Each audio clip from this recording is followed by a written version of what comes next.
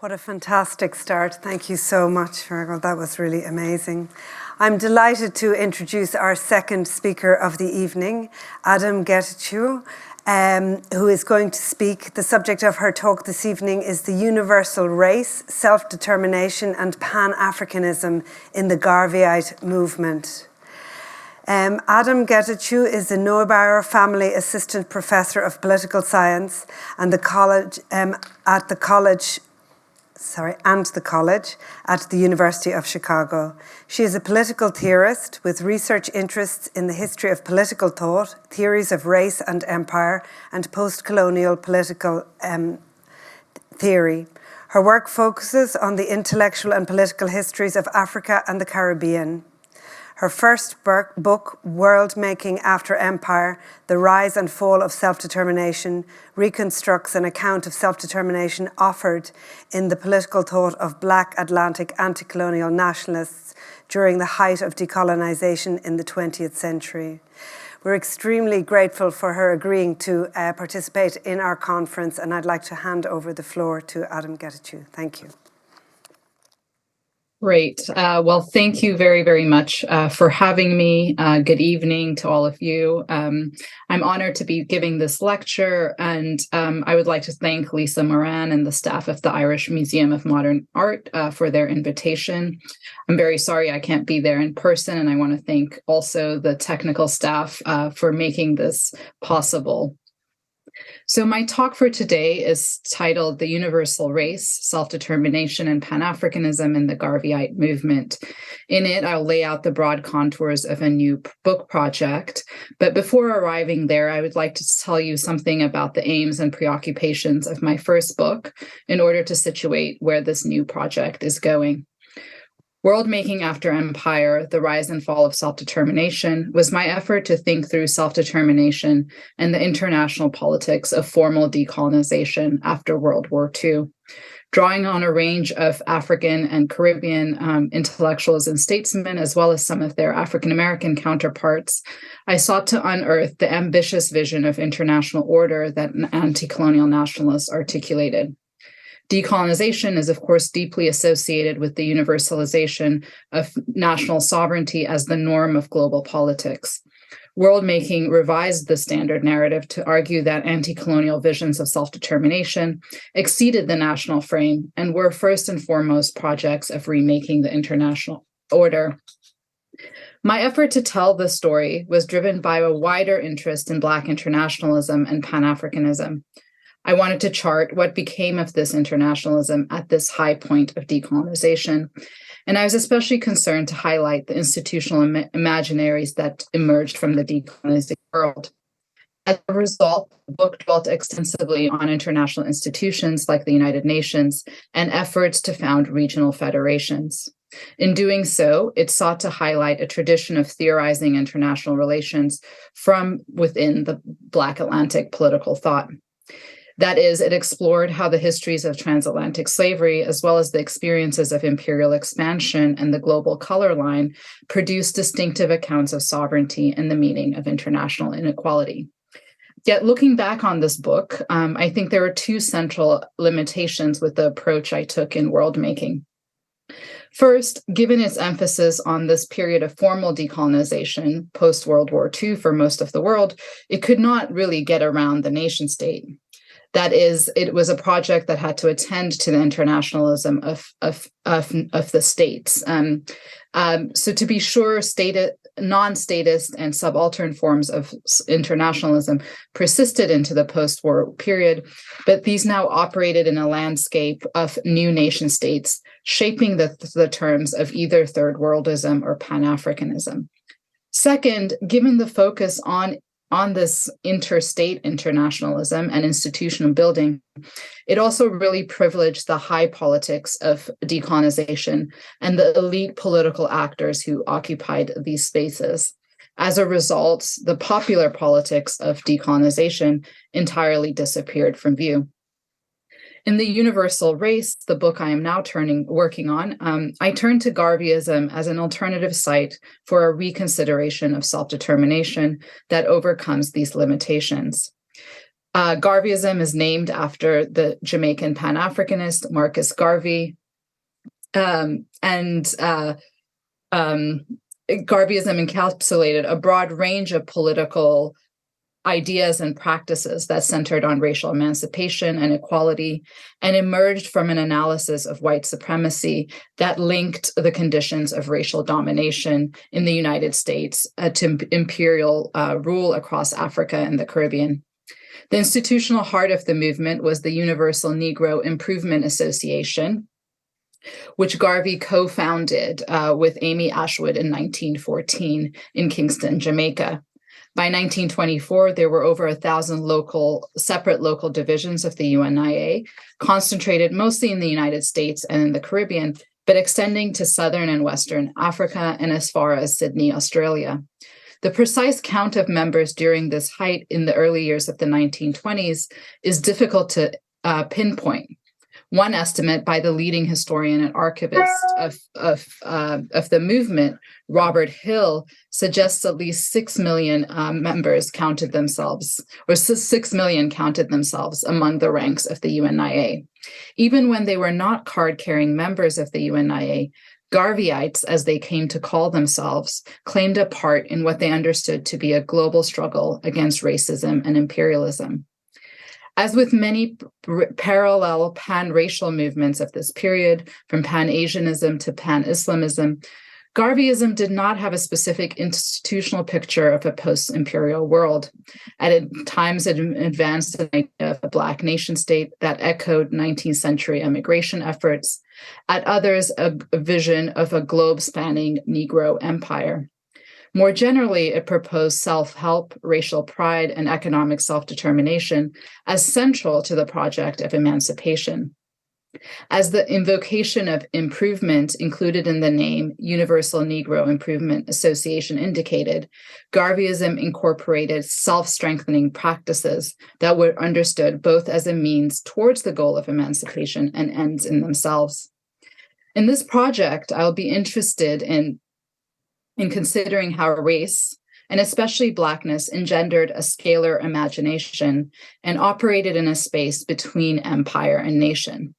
As a project of intellectual history, the universal race relocates the intellectual and political origins of Garveyism in a decidedly imperial frame, which highlights the crises of imperial citizenship and the articulation of anti-racist critique as central sources of Garveyism's international politics. As a political theory of a mass movement, it departs from an examination of the political thought of discrete thinkers and intellectuals to center and highlight the political practices through which affiliation and attachment and identification were engendered. In what follows, then, I'd like to give you a better sense of what this shift towards practices and towards an examination of mass politics entails. So let me now dive in. Great. In the January 14th, 1922 issue of the Negro World, the weekly newspaper of the Garveyite movement, an open letter appeared under the title, West African Chief Translates Liberty Hall's Speeches for Native Consumption.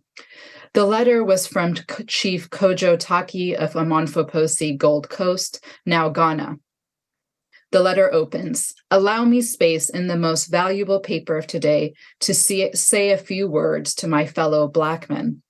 He relays how he had heard about the weekly newspaper from one H.B. Hall of Waleetka, Oklahoma, and the correspondences with Mr. Hall, access to the Negro World, and the very letter through which he addresses his fellow Black men are made possible, he says, by the reading and translation of my clerks. Through the clerk's mediation, he hears of the grand meetings organized by the UNIA in New York. This is a reference to the annual convention held in August. I wish I were there, he writes, but where physical presence isn't possible, the Negro World serves as a crucial link. I am the only chief in the coast here who is a subscriber, Chief Taki informs his readers.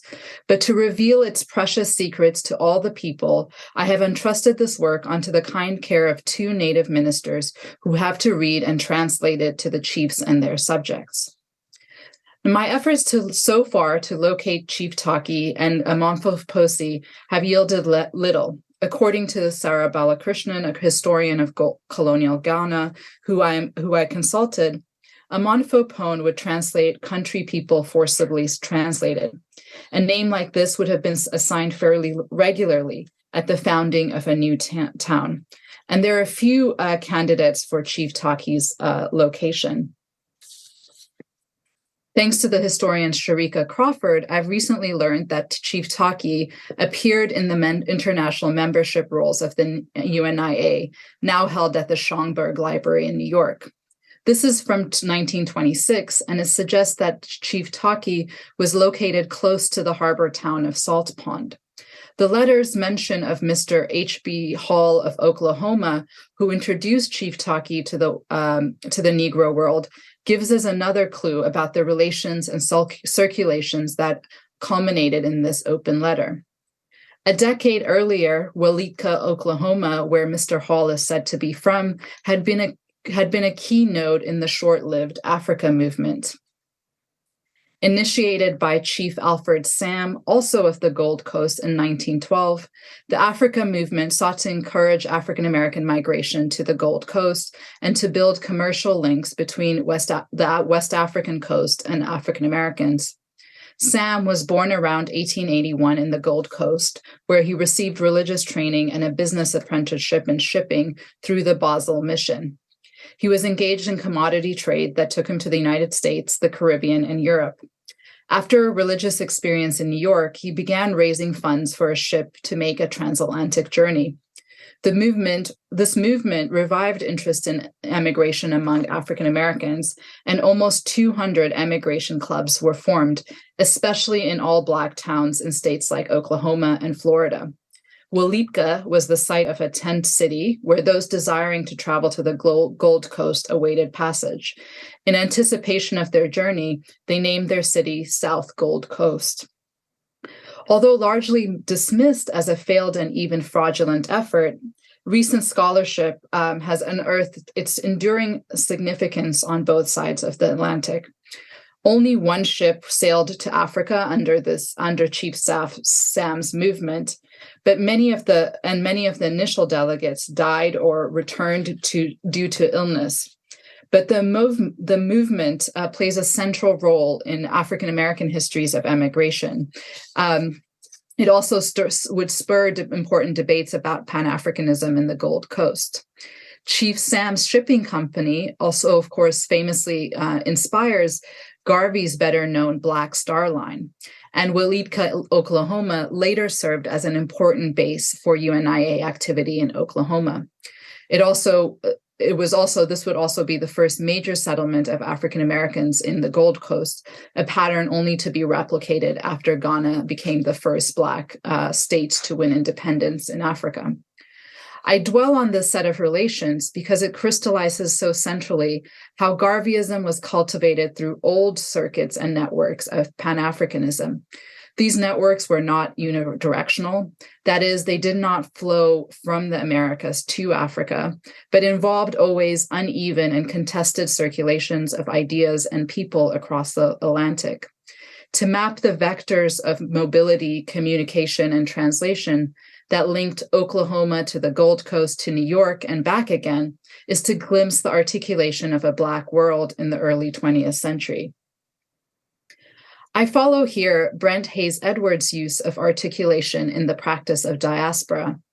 Drawing on Stuart Hall's important essay, Race, Articulation, and Society Structured in Dominance, Edwards defines articulation as a practice and process of joining up or linking and connecting across gaps.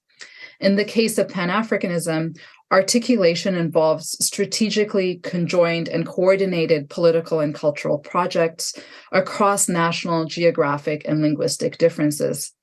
This process and practice elaborated or conjured what St. Clair Drake calls an African interest. There was nothing natural, obvious, or permanent about this interest. It involved reiterative practices. As Edwards has argued, periodicals like the Negro World were a key site for this practice of articulation. Polyvocal, experimental, and circulating far and wide, often clandestinely, they linked up a Black world.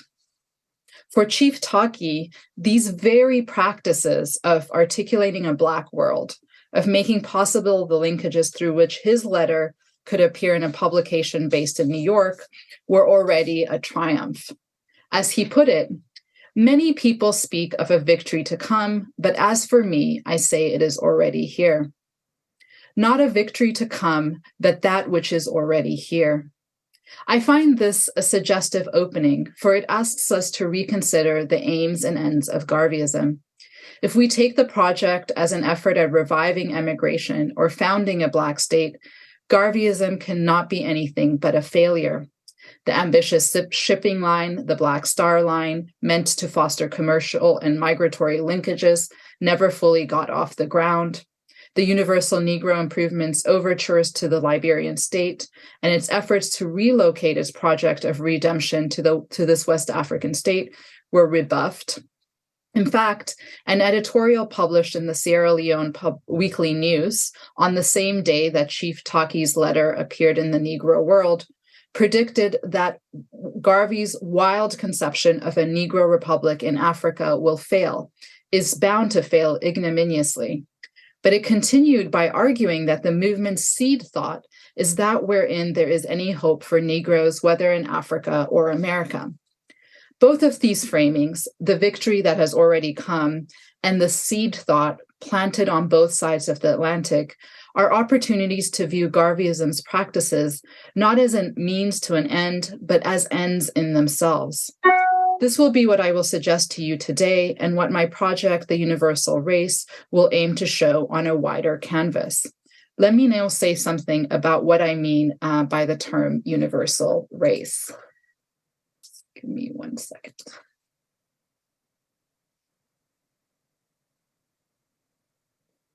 First, the universal race refers to a geopolitical category. It names the tethering together of a scattered race that shares a common political predicament, what Garvey described as a common grievance and a common complaint. The Negro world sought to articulate this common fate by mapping a global landscape of both racial domination and intimations of a coming revolution. This was a scalar imagination that encoded the local through the local. Through the medium of print culture, this imagination invested each configuration of Garveyite's efforts to overcome local instantiations of the color line with far-reaching worldly significance. In this process, it mapped a Black world in and against other worlds. To speak of a Black world in geopolitical terms was always a comparative project. And indeed, I argue that comparison was a central Pan-African method. A Black world only made sense in relation to other worlds, whether that of the Anglo-Saxon world or other parallel world-building efforts of similarly situated nationalist and pan movements, including, of course, Irish nationalism. Comparison mapped the internal coordinates of a Black world by conjuring a sense of commensurability and coeval presence. This conjuring or production of commensurability distinguishes this phase of Pan-Africanism from earlier instantiations in the 19th century. For instance, the project of African American and West Indian emigration to Liberia in the 19th century, championed by figures like Edward Blyden and others, had envisioned Africa as a past homeland and as the site of future racial redemption. Between this past and future stood this diaspora, the sons and daughters of Africa and the Americas, whose world historical mission was to civilize and uplift the race. By contrast, this illustration from a 1927 issue of the Negro World provides a resignification of Africa's place in Pan-Africanism.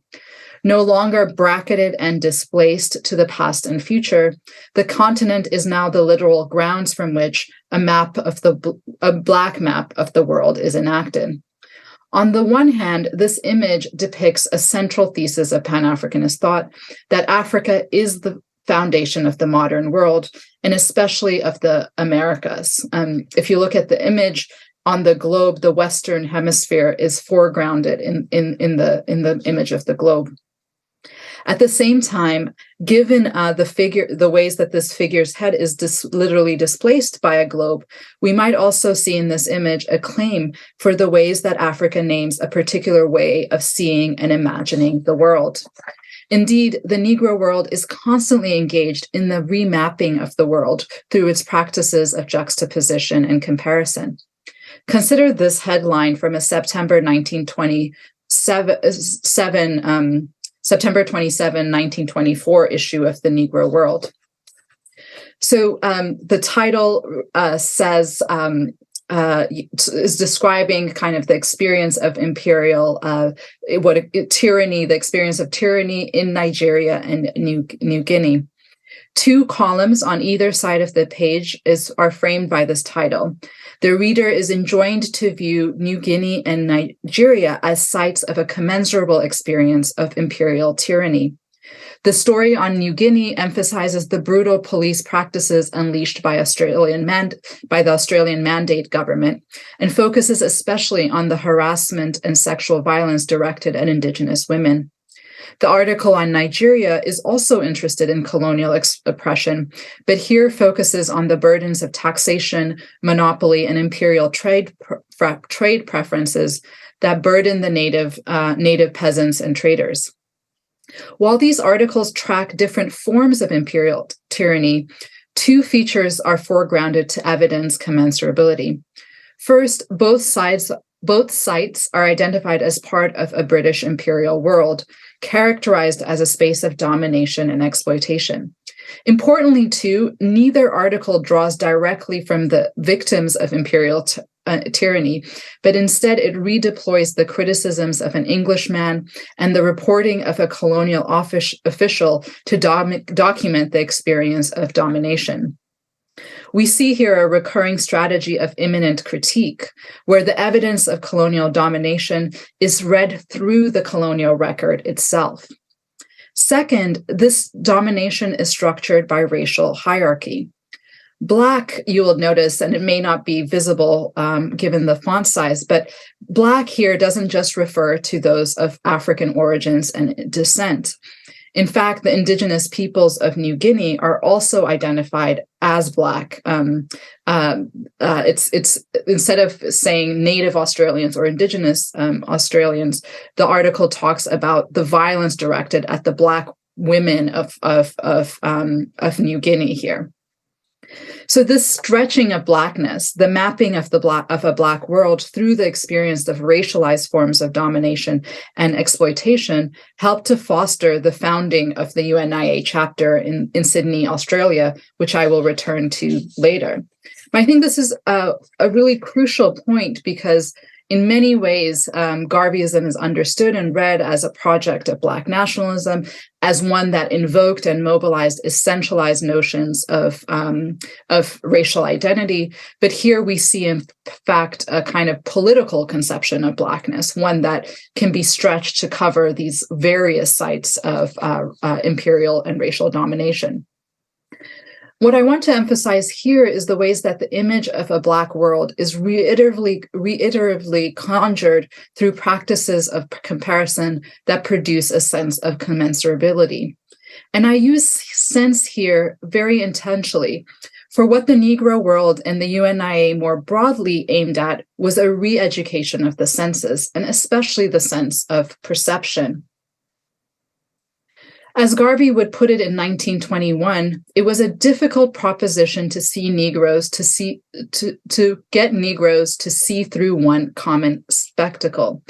Differences of geography, of language, of imperial power meant that in fact, Black people all around the world did not understand themselves to have the similar aims, that they did not view their common grievances.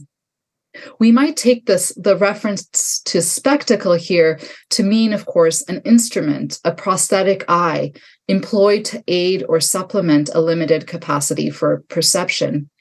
The Negro World, as the kind of weekly newspaper, provided this ocular instrument.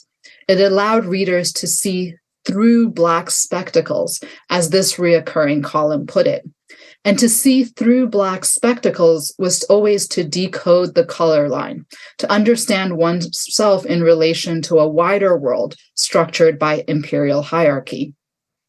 And this was not simply an analytic exercise of cognizing imperial tyranny.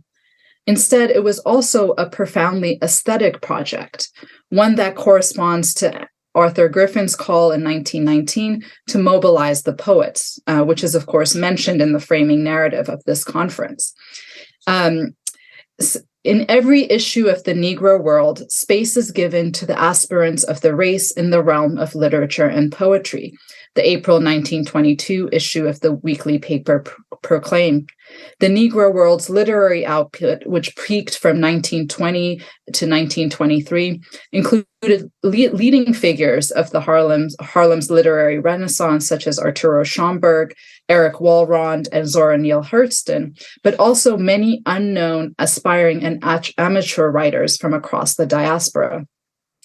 The paper prided itself on giving space not only to the best writers of the race, but also to those contributions that were, quote, amateurish and lacking in etymology and syntax, crude in diction, and utterly tawdry. The popular Poetry for the People section of the Negro World, for instance, fostered a community of poets who dedicated verses to each other, offered encouragement and criticism. This desire to cultivate and showcase a range of literary talents stemmed from the UNIA's commitment to building a mass movement. There were inherent possibilities among the rank and file of the race, the paper argued, and the paper saw its project as cultivating and organizing this capacity. On the one hand, this was, of course, the claim that artistic genius could be found among the masses. On the other, it was an argument for the self-representation of the masses. It would be in producing new images of themselves that Black people could understand their place in the world in a different way. This mapping, the remapping of the world through a Black spectacle, the construction of new images of the race, is intimately tied to the second meaning of the universal race. Here, the universal race names a political actor endowed with epoch-making political capacities. I take inspiration here from the universal Negro of the UNIA. The universal Negro, like its counterpart and sometimes synonym, the new Negro, as seen in this illustration, was a figure distinguished by a newly discovered political consciousness. Radicalized and awakened in large part owing to a growing internationalism, the universal Negro was politically empowered, capable of remaking the self and the world. Understood as a subject of history and agent of politics, this idea of the universal race echoes in my mind Marxist traditions of thinking through the universal class. In Marx and Engels' famous formulation, the proletariat constitutes a universal class because its class-specific interests and its program of self-emancipation coincide with the interests and emancipation of society. As Marx put this point in the economic and philosophical manuscripts, the emancipation of workers contains universal human emancipation. I'm not going to argue here that Black stands in for the universal class. Instead, I'm interested in the resonant similarities between the aesthetic and political practices that transform a proletariat into a class, to use Adam Jaworski's phrase, and those that refashion the Negro into a global agent of social and political transformation. While class and race are frequently counterposed, and you will know this if you've spent any time in the US in the last 4 years, the efforts to constitute the working class as a universal class offer a productive analog that illuminates the questions I hope to attend to here. Drawing largely on debates in the Second International and on the writings of Karl Kautsky in particular, Jaworski argued that the composition and decomposition of the proletariat, beginning in the turn of the 20th century, heightened the disjuncture between class as a structural location in the relations of production and class as a political formation of a collectivity in struggle. Reflecting on this disjuncture, he writes, classes are not given uniquely by any objective position because they constitute effects of struggles, and those struggles are not determined uniquely by relations of production. On this view, both theories of class formation and proletarization and the constitution of a collectivity in struggle are imminent to historically specific struggles. For the cultural theorist Michael Denning, central to these struggles is an imaginative aesthetic project that engenders specific cultural representations of workers as a global political force and elicits affective and political investments in the figure of labor. The imaginative and political labor of constructing a collectivity in struggle depended on specific institutional formations, the union, the party, the international. Among the questions that Jaworski asks about how these institutions organize the working class, one is significant for my purposes. What led participants to be organized in a particular way, in this particular form? Revising this question for the case of Garveyism, we might ask, how did the universal Negro emerge as the sign and name of the empowered collectivity Garveyites constituted? Were the practices and processes through which they organized in this form? To consider these questions is to take up the ways in which Garveyism was, according to the historian Adam Ewing, less an ideology, but a method of organic mass politics. To attend to this method, we should shift our analytic gaze towards practices, repertoires, and rituals as reiterative sites through which the figure of the universal Negro is enacted. So let me now provide an example through the annual International Convention of the Universal Negro Improvement Association. Beginning in 1920, the UNIA held 5 annual conventions at its Harlem headquarters. Each lasting the full month of August, the conventions drew thousands of delegates, primarily from the US and the Caribbean, but also a few delegates from Africa, and really large audiences. The conventions involved mass public parades at the beginning and closing, as well as extensive deliberations within Liberty Hall. As Miriam Gray has suggested, it is likely that Garvey was inspired to hold a convention after hearing about the 1919 Irish Race Convention held in Philadelphia.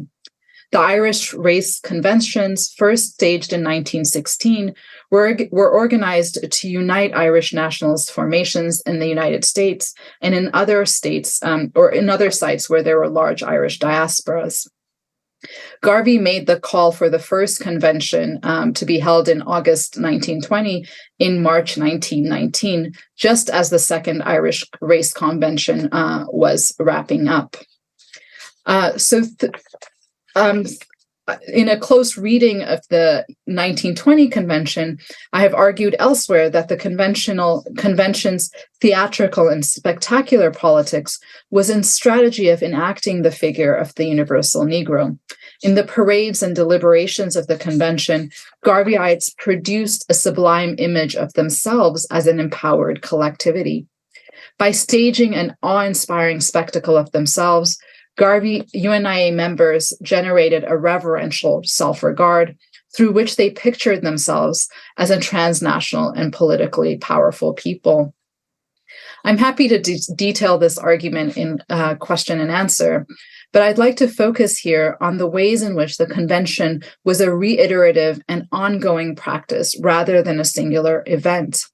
Central to this transformation of the convention was its circulation through print and its reproduction in local practices of assembly. Circulation and reiteration extended the convention spatially and temporally. Discussions of upcoming conventions appeared months before their official date and extended well beyond their August 31st end date. We already saw this with when Chief Taki talks about how he wished he had been at the grand meetings of the UNIA. For those who are too far away or otherwise unable to attend, contributing to the ongoing conversation allowed them to participate in the production of a sublime image of political power by commenting on the proceedings in New York and by reenacting elements of their convention in their own settings. Let me illustrate this with the 1924 convention. After the first convention in 1920, the 1924 iteration was the largest and the best documented. Given that Garvey had been convicted of mail fraud in 1923 and was out on bail pursuing an appeal, the stakes were very high. As William Sherrill, the Assistant President General, put it on the eve of the 1924 convention, the world will be watching. The assembly of large members of UNIA members, even in the days before the convention, were, according to the Negro World, convincing proof of the awakened spirit of unification and mass movement that the organization has created among the scattered groups of the race. Further proof would come in as Garveyites eagerly wrote into the Negro World in anticipation of the convention. So the August 2nd, 1924 issue, for instance, carries well wishes for the fourth convention from, quote, some 10,000 Aborigines of New South Wales and some 60,000 in the whole of Australia who have hope in the Universal Negro Improvement Association. The letter is written by L Lacey of Sydney, who, like Chief Talkie 2 years earlier, laments not being able to attend. I am sorry that I'm not able to attend your next convention. I would just love to be there, but hope to be there for the next year if God spares me. There is no doubt it must be a wonderful sight to see our people in the procession, Lacey writes. The letter is dated June 24th, even if it doesn't appear until August 2nd in the paper. Lacey's letter draws on previous accounts of the annual convention to anticipate the spectacular UNIA parade. The following issues answer this desire to, quote, see the wonderful sight with a selection of James Vanderzee's pictures under the heading, A Graphic Description of the Parade. So this is the description the paper provides alongside this arrangement of photographs. And one thing I should state is the Negro World is a very text-heavy paper. So especially the reproduction and publication of photographs was a major shift for the paper. Here's the description. This was the event on which all eyes were focused, the coverage announces. When at 1 o'clock, the 10,000 marchers on foot, on horseback, or on automobiles starts from 131st Street, where the headquarters of the UNIA is located, an imposing spectacle was presented, which will long linger in the memories of those who had the pleasure of witnessing it. A week later, Eduardo Morales, a delegate from Cuba, confirmed the pleasure of the spectators in his letter to the editor.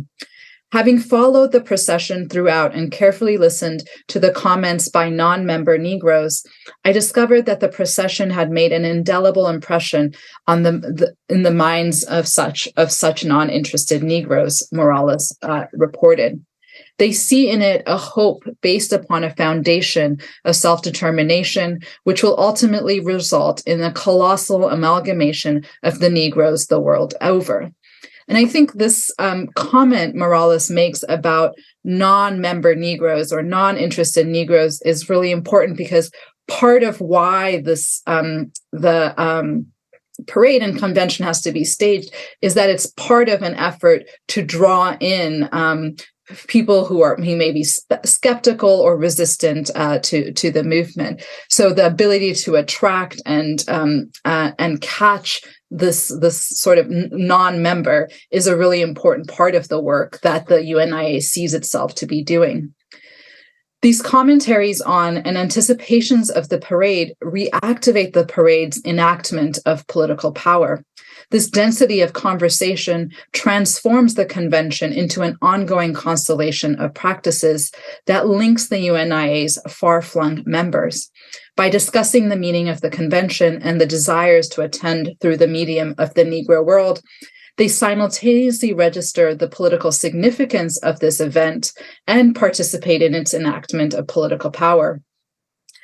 UNIA members also turned to the Negro World to record their restaging of the convention in their local divisions. So during the 1924 convention, for instance, a series of parades were staged in Cologne, Panama, as well as the Cuban cities of Camagüey and Bañez. Cologne's Monster Parade took place on August 1st to celebrate both Emancipation Day and the opening of the Fourth International Convention of the Negro Peoples of the World. Like the convention itself, it's described as one of the most spectacular parades in the city of Cologne, and it's followed by a mass meeting at the local Liberty Hall, where hundreds stood outside looking with envious eyes upon those inside. By highlighting the size and scale, attending to audience responses, and insisting on its spectacular character, the report from Cologne echoes the Negro World's coverage of the annual convention and represents the parade and mass meeting as enactments of political empowerment. The iterations of the parade in Camagüey and Bañez coincide with the end of the annual convention in New York, but similarly sought to capture the power of mass assembly. According to the report covering the Camagüey parade, for the first time in Cuban history, an assemblage of Negroes united under the one true and sublime cause of the UNIA paraded the principal streets of the city. While these local iterations replicated certain formal features and rituals of the annual convention, such as the singing of the UNIA anthem, they were also tailored for the specific context of their enactment. In Cologne, Panama, for instance, where the UNIA's membership was largely composed of British West Indian migrant workers, the British consul was invited and addressed the meeting on the significance of Emancipation Day. In Cuba, images and rituals associated with Cuban nationalism were incorporated into the parades and meetings. The convention became, through these processes of circulation and reiteration, a widely available form and forum for enacting the figure of the universal Negro. On the streets of Harlem, in the pages of the Negro World, and in Liberty Halls around the world, Garveyites turned to the performances of mass assembly to produce new spectacles of themselves. They learned to perceive themselves in a new light, to develop a reverential self-regard by enacting an awe-inspiring performance of political power, acquitting themselves with dignity and decorum in their deliberations, and occupying public spaces in ways that filled spectators who eyed them with envy and admiration. They claim to understand themselves as a newly empowered collectivity.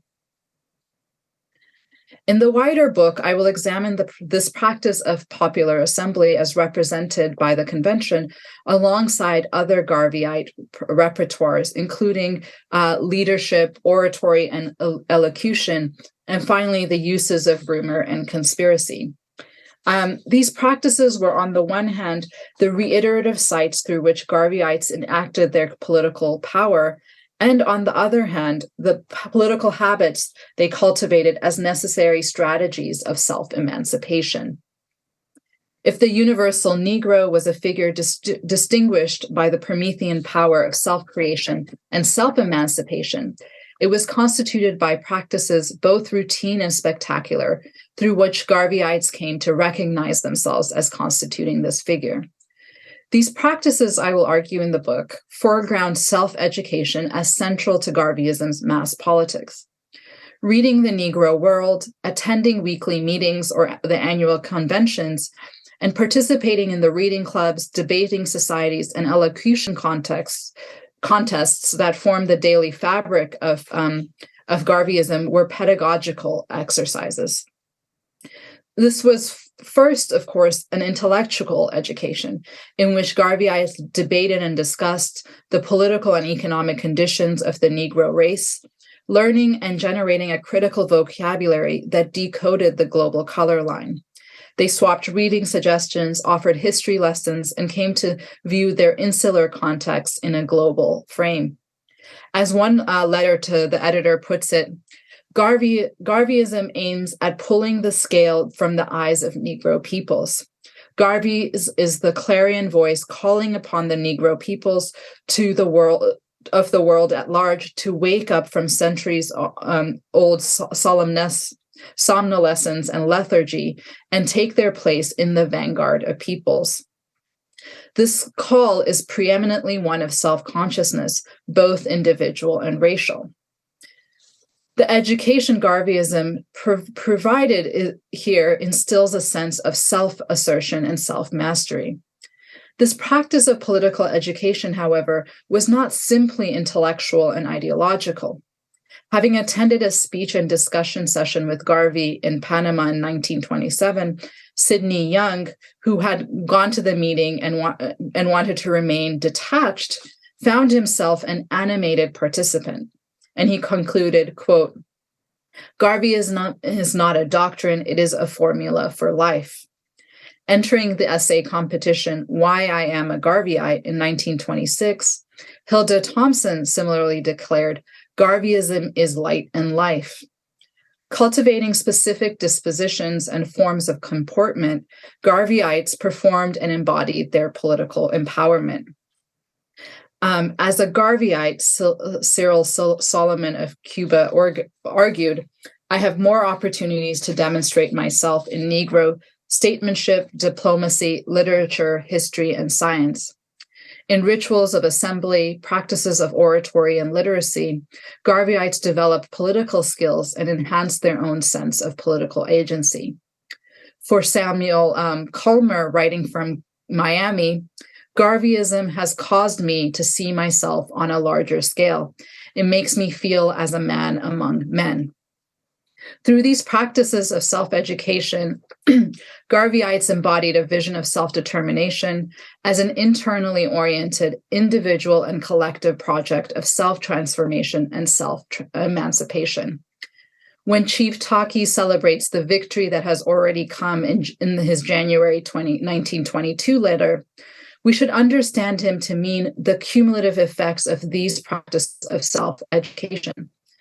If the victory to come was as yet unknown and uncertain, the victory that was already here represented what Herbert Marcuse called the ingression of the future into the present, the constitution of a Black world. The enactment of an empowered and transnational collectivity was to be celebrated as an end in itself. Thank you.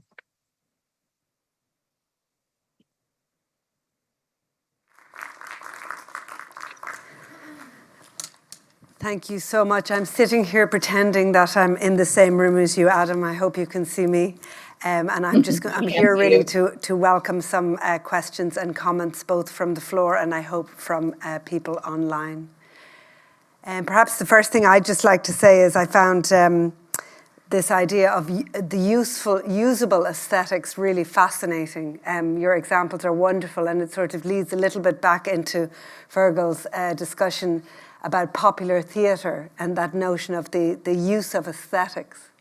So I'm really, really grateful for those terms. That idea of a kind of a usable ritual is incredibly effective. Can I take some questions from the floor? Yeah, we have one here. Thank you. Thank you very much for a really interesting and informative presentation. I have two parallel questions. I'm curious, to what extent was the influence of Garveyism, or was there one, on the Black Panthers? And I'd also be interested if you comment towards, were there any kind of were there any feminist undercurrents within Garveyism as well? Thank you. Great. Thank you very much. Can you hear me okay? Yeah. Okay, great. Yeah, both great questions. I would say, so let me take the feminism question first. Garveyism, in various ways, it's a kind of the aesthetics of it and certain framings of it are very masculinist. So the fellow men of the Negro race, the kind of martial imaginaries, and this is happening right after World War I, of course. So the image of the new Negro or the University Negro is really so strongly associated with the Black soldier. And there's a kind of paramilitary unit that's part of the UNIA. So it has a really kind of masculinist framing in various ways. At the same time, part of the requirement of each local division of the UNIA was that there be both a male president and a female president. So in some ways, it, unlike other nationalist formations, it provided avenues for women's leadership. Around 1922, the paper also starts a section of the paper called "Are Women and What They Think," and it's edited by Amy Jacques Garvey, who's the second wife of Marcus Garvey, and it's a forum for thinking about what the place of women in the movement is. So there's a variety of scholars, including Eula Taylor, who's written about the kinds of agency and leadership that women exercised within the UNIA as a form of community feminism. There are ways, for instance, that women insisted on equal participation, intervened in the structures of the UNIA. But in large respects, they also maintained a kind of traditional gender division of labor, imagining women, for instance, as the mothers of the nation, as their role primarily being about the home and so forth. So it's a kind of contradictory and a picture about women's roles and feminism within the movement. I would say that. On the kind of connection between Garveyism and the Panthers, it's a good question. I mean, there are important, I think, genealogies that link later Black power to Garveyism. So Malcolm X's parents were active Garveyites. His mother especially was a really important leader in the movement. Stokely Carmichael's parents were, Garveyites. So there's this sort of, generational inheritance. And, one way to think about Garveyism's legacies and that idea of the seed thought is the ways that it's a site for cultivating analyses, forms of political leadership that go on to shape, civil rights, Black power, and African decolonization. So a lot of the figures associated with that later period are deeply connected to this earlier moment. I think the other, of course, way to think about the connection is really around this aesthetic dimensions or dynamics of these two movements, both very, very interested in the question of self-fashioning and self-representation. Different, some similar aesthetics, right? A kind of militarism. But I think that would be another way to think about continuities and discontinuities across this time period. Thank you. We've got another question here. Thank you. Thanks very much for the lecture. I'd just like to tease out, it's a link with Fergal's paper, and it has to do with the role of the amateur, or the so-called amateur, in relation to aesthetic quality or aesthetic achievement. Because when Fergal was talking about the Sinn Féin clubs having links to amateur theatre, and in fact there was a kind of a continuum from amateur theatre at ground level. And IMMA some years ago staged a very interesting exhibition about Alice Milligan, who used kind of innovative forms of theatrical practice. I mean, obviously before Brecht and all that, but using magic lantern slides, using technologies in a way that could be called kind of proto-modernist. So that, in a way, there probably is a need to bridge the gap between the so-called amateur and the professional or distinguished poetry, the high art culture.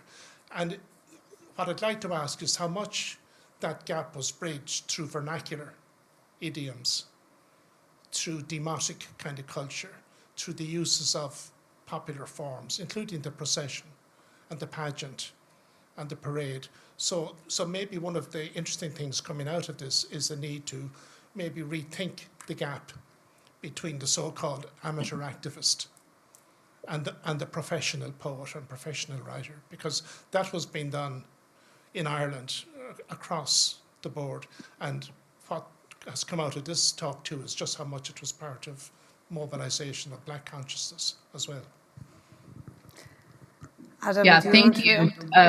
I'm sorry, but my video doesn't seem to be working, but hopefully you can still hear me. Yes, we can. Okay, great. Yeah, that's a really fantastic and I think very important question. I briefly alluded to the ways that, of course, Garveyism's height, it coincides with the rise of the Harlem Renaissance, right? A wider literary and cultural renaissance. And even in the kind of, the kind of leading lights of that literary renaissance, Elaine Locke, James Weldon Johnson, there's this question about what we should think about mass culture or popular culture. How do we represent the folk, right? And I think one thing and this is a point actually the literary historian Henry Louis Gates has also made in an essay about the Harlem Renaissance. There's this in that kind of more formal the space of the Harlem Renaissance. There's a sense in which Black folk culture has to be mediated through the master artist, right? It's through the kind of a figure like Johnson or Locke that the folk can become, aesthetic in some sense. So there's a sort of elitism around that. I think there are others, of course. Zora Neale Hurston is emblematic of this, and she's one of the artists I said was published in the Negro World early on. Who had a very different relationship about thinking about folk culture and how to represent it. So I do think the Negro World is a space that is trying to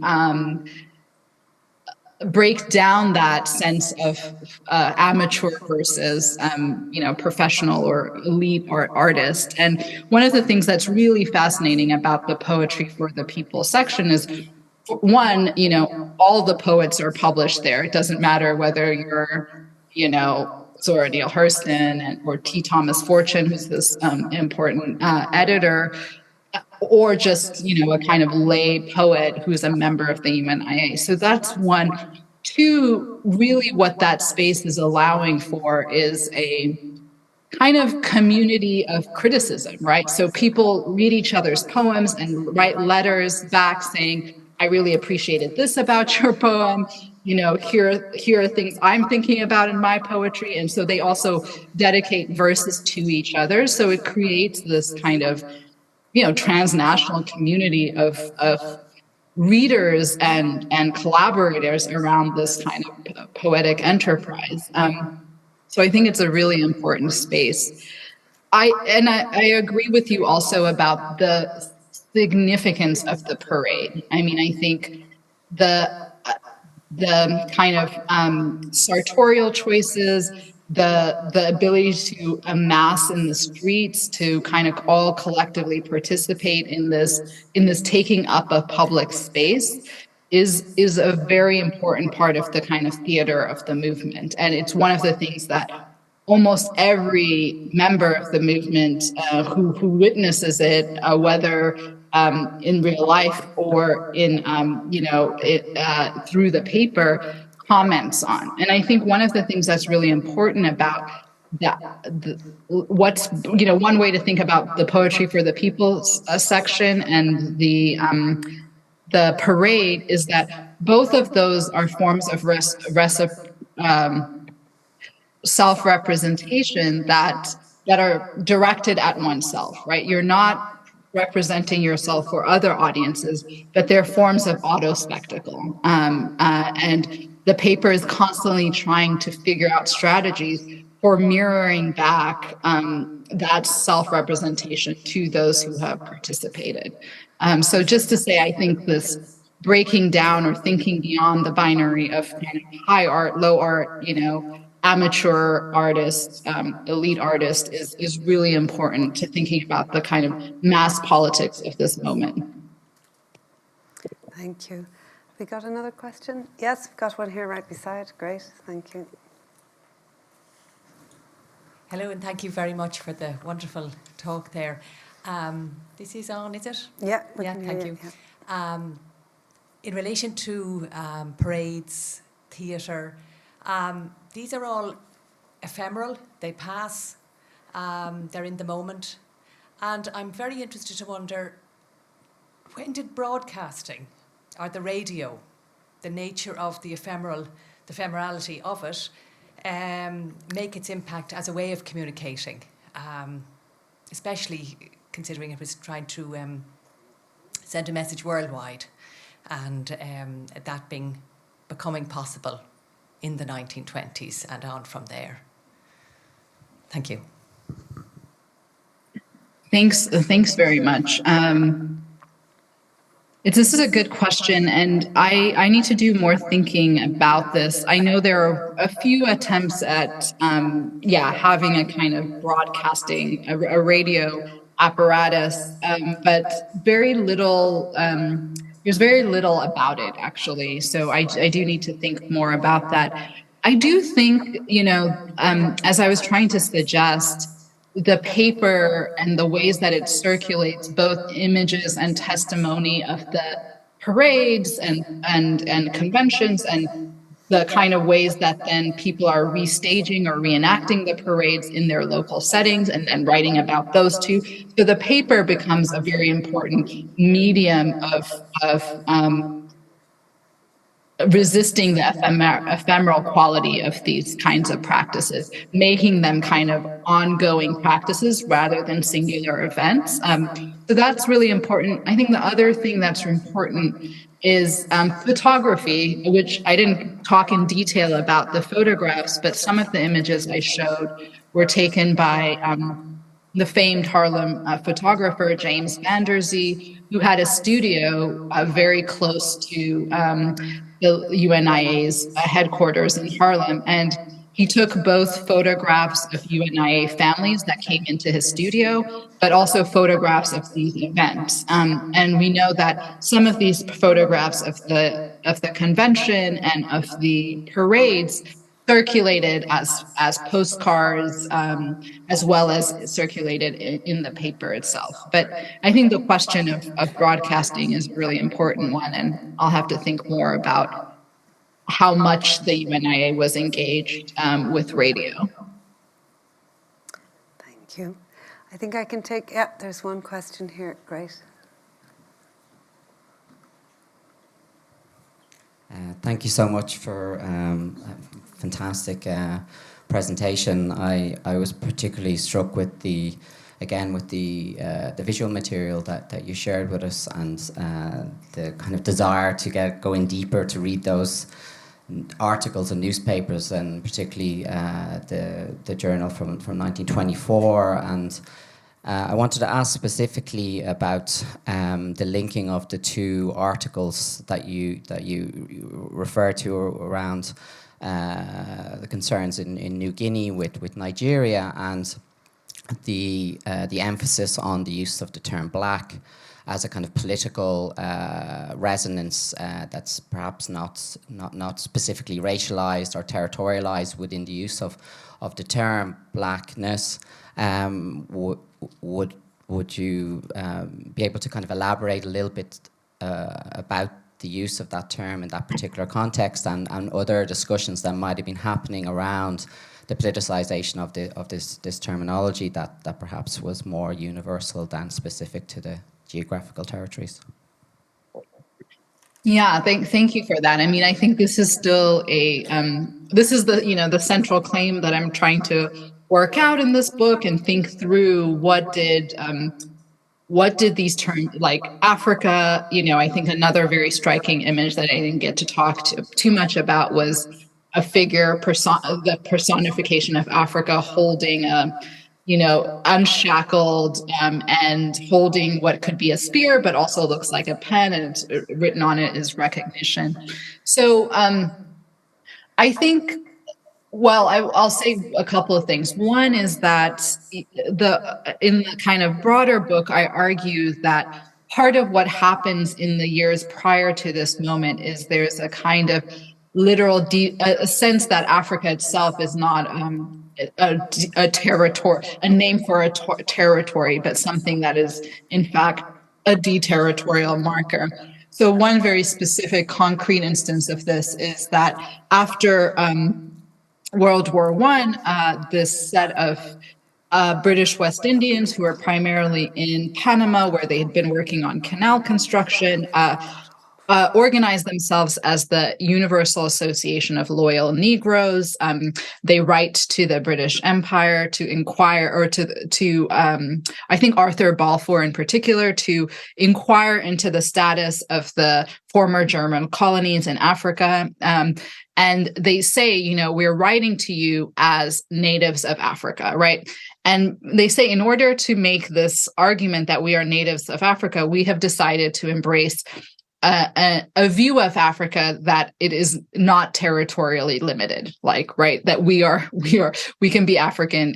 We are both loyal subjects of the British Empire, right? That's what the loyalty is supposed to signal in that. But we're also natives of Africa because we understand Africa to be a deterritorial space, right? So there's this, on the one hand, this kind of conceptual, imaginative stretching of Africa, right? And you can see this also in the invocation that's, you know, kind of motto of Garveyism is Africa for the Africans at home and abroad.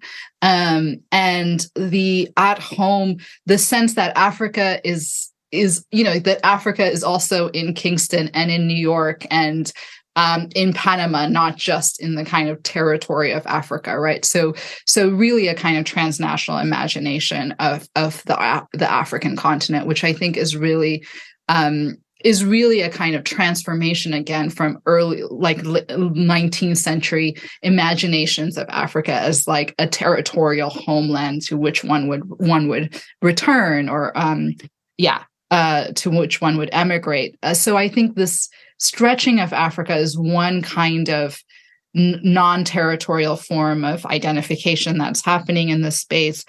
The second, which I was, alluding to both in this kind of reference of New Guinea, but also to think about why it is that there's a Universal Negro Improvement Association a chapter in Sydney, Australia, composed of Indigenous Australians, is to think about how Negro, in this case, becomes the name for a political project, right? It becomes both a way of identifying, right, the structures of imperial and racial hierarchy that constitute tyranny in all of these places, as that kind of article, that title was trying to suggest. But also that it becomes the name for a particular political actor, right? This figure who is going to lead a project of self-emancipation.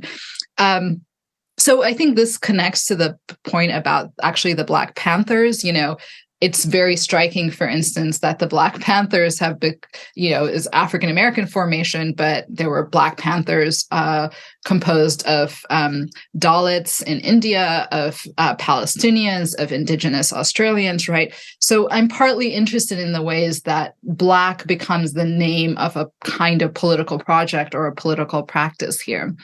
And you see it in other places too. So there's a really important editor of the Negro World, H.D.G. Mugdal, who's Indo-Trinidadian, right? Who's a descendant of Indian indentured laborers in the Caribbean, and then comes to play a really important leading role in the Negro world. So it's not to say that it's only that there is no attachment to Africa as a space or as an imaginary, but that attachment is coinciding with or sits alongside this expansive vision of what Black might mean that may be stretched to include everybody who's colonized, right? So that's sort of the claim and the two parts of this that I'm trying to tease out in this larger book. Thank you. Okay, I'm afraid I have a clock staring at me here, flashing 0, that because we actually have to leave this part of the building. Adam, I'm so sorry you can't come for a drink with us. We're all going to celebrate your extraordinary talk, and we really would love to spend longer with you because it was really fantastic. So we can't thank you enough, but maybe we can at least express our thanks in applause.